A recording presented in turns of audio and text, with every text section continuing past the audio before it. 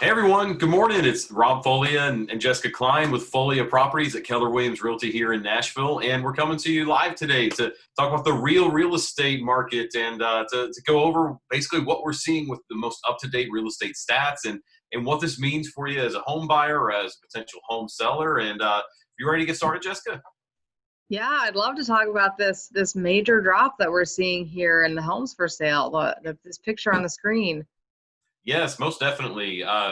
It's pretty alarming if you ask me. And one of the reasons why we want to talk to both home buyers and home sellers is because this affects you all in different ways. And if you're a home buyer and a home seller, it's going to affect you differently too. But let's jump in and kind of explain this. If this is one of the first times you've ever seen what we're one of our videos, what we're looking at right here is basically the amount of homes that are for sale every month at basically throughout the year, going back almost 4 years now to the beginning of 2017. And you can see the amount of homes that are for sale tends to act like a typical bell curve. If you look at 2017, it starts off low, it increases throughout the year, and then it starts to drop off in the fall, and then it kind of plummets in December around the holidays. And inventory was increasing steadily over the last couple of years. You can see it. It ended it ended in 18 higher than it started, and yet at the same time still had that bell curve. Same for last year.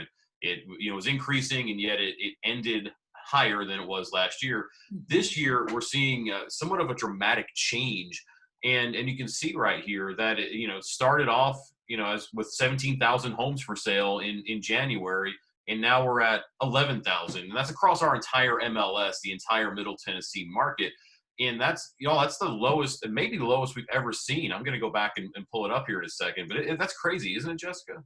Yeah, I mean, it's essentially erased any progress that we made over those last 3 years. And, it wouldn't have been such a shock. Like if you go back to that, the forever graph, the max graph, Sure. it looks like in 17, we were in a similar area, as far as the minimum drop.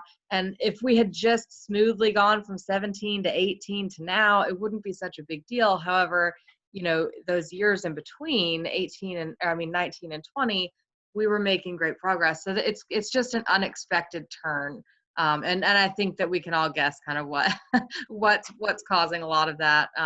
But yeah, I mean, that means that there's hardly anything on the market at all.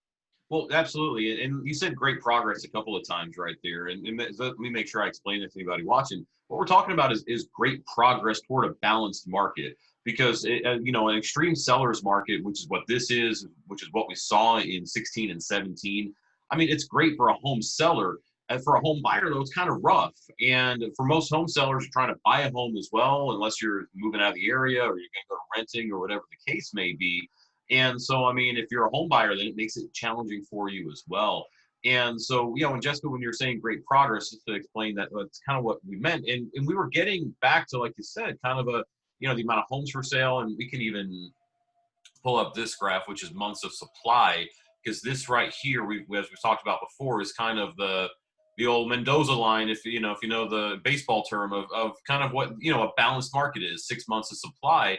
And as you can see, when the economy was down, the market was down, we had quite a bit more homes for sale back then. And then recent years it was quite a bit less. In fact, in 17 here, and in 18 and 17, yeah, we were at hovering around 3 months across the entire MLS. And here we're at a hair above 2 months again for the entire MLS, which is crazy. I mean, it's crazy to see that little of homes for sale and that little inventory that's out there. Because basically, all what this is saying is that if no other homes hit the market, we will be sold out of homes in 2 months, which is crazy. Correct. Yeah. Now there are two sides to that coin, right? So there are a few homes, and if you're a home buyer, it can be a little bit more challenging. However, interest rates are very low, so it's still very appealing to do your best to find something. As a home seller, that means that your home is going to go like that in most cases.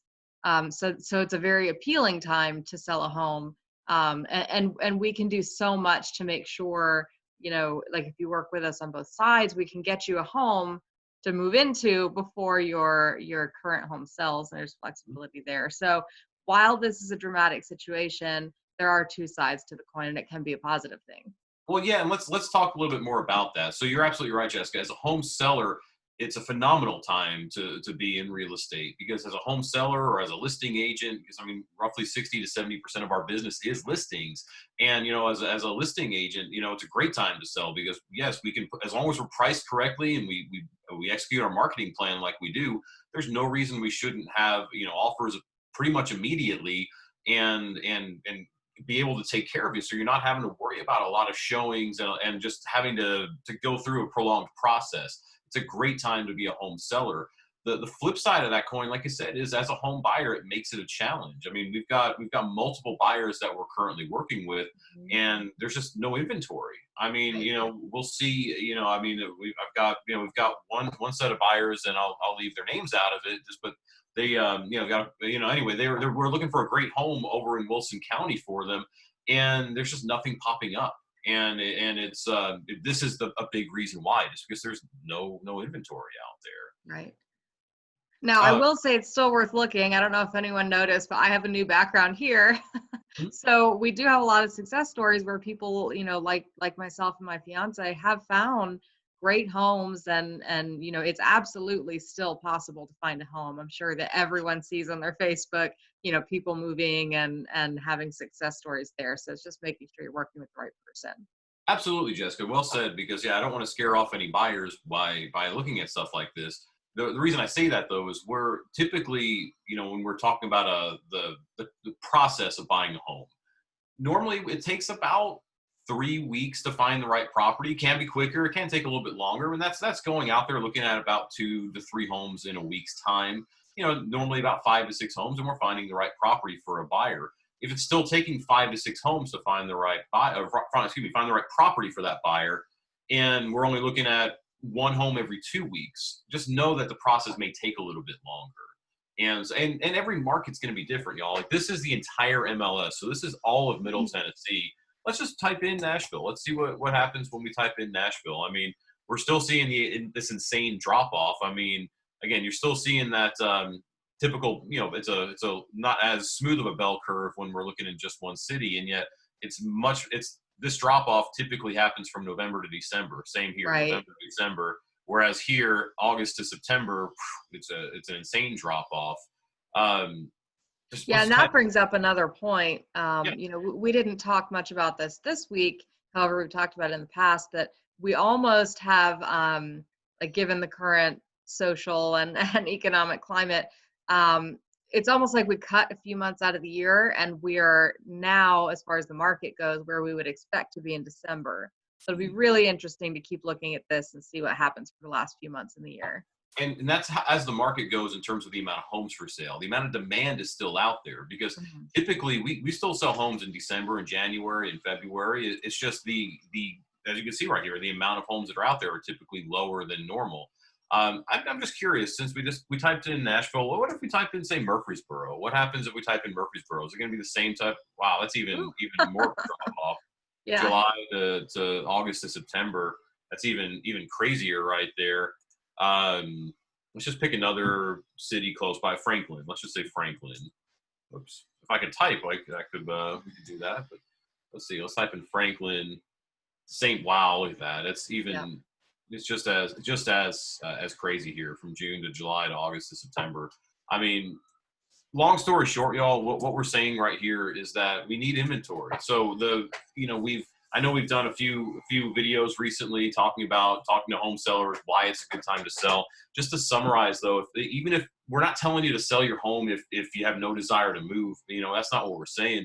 But we are saying, if you have that rental property that you've thought about selling and getting out of, and kind of cashing out before we're just cashing out basically before the market does turn. Now is a phenomenal time to do that. If you've got that second home that you want to sell, now's a phenomenal time to do it. Maybe you're outgrown your home, or it's just too small for you, or maybe too big for you. Maybe your kids have gone out of the home. You're an empty nester, whatever the case is.